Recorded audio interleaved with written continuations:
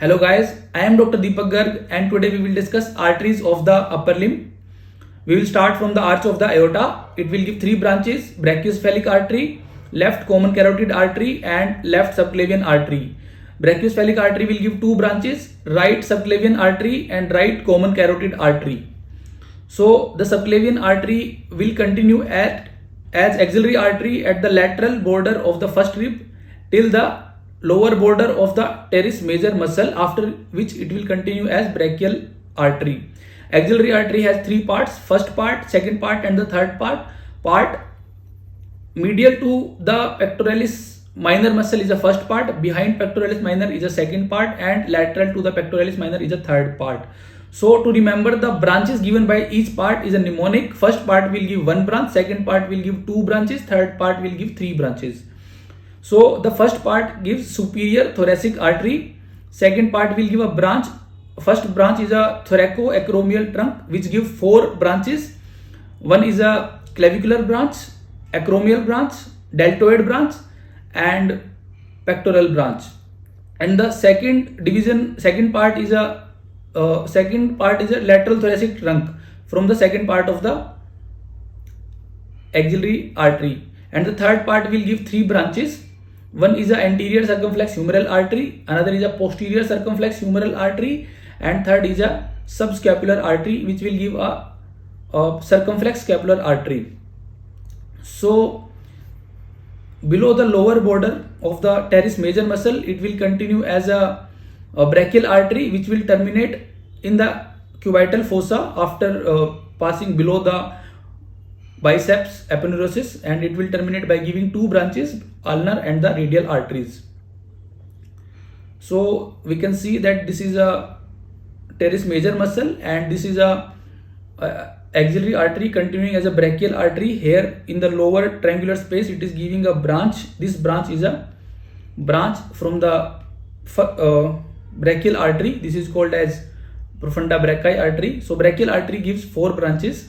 So if this is a axillary artery and continuing as a brachial artery gives profunda brachii artery as a branch, and the another branch is a collateral branches, superior collateral and the inferior ulnar collateral arteries, and the another branch is a nutrient artery which will go to the nutrient foramina in the humerus.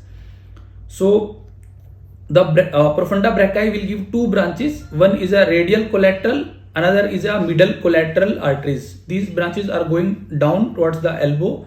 So these are the collateral arteries. So four collateral arteries in total, two from the brachial artery and two from the profunda brachii artery.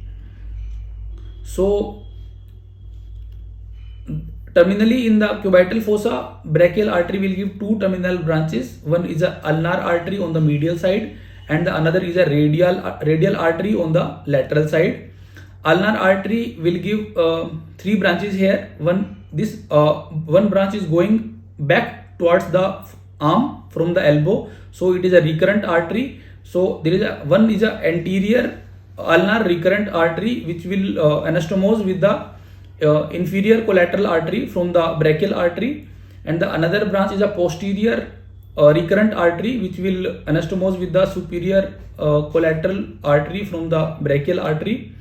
And the another branch it will give is a common introccei artery which will give two branches. One is a anterior introccei and another is a posterior introccei. Posterior introccei artery will give another branch which is again this is a recurrent going back towards the elbow. So it is a recurrent, so introccous recurrent artery which will anastomose with the middle collateral artery. And the another branch is from the radial artery which is also a recurrent artery. So this is called radial recurrent artery which will anastomose with the radial collateral artery. So this is an anastomosis around the elbow. This is made by all these branches from the brachial, profunda brachii, radial and the ulnar arteries. So we can see that this is a brachial artery coming down giving two branches, and these are the two recurrent branches. We can see it in detail. See, these are the two recurrent branches, and this is the ulnar artery and this is a radial artery, and one branch is going above. So this is a radial recurrent artery, and this branch is a common introci artery. This is giving a anterior introci and posterior, it is going posterior, there it will give posterior introci. So this is a posterior introci, and this branch is going back towards the elbow and arm. So this is a recurrent artery, recurrent introci artery. And we can see that this is a blood supply of the arm.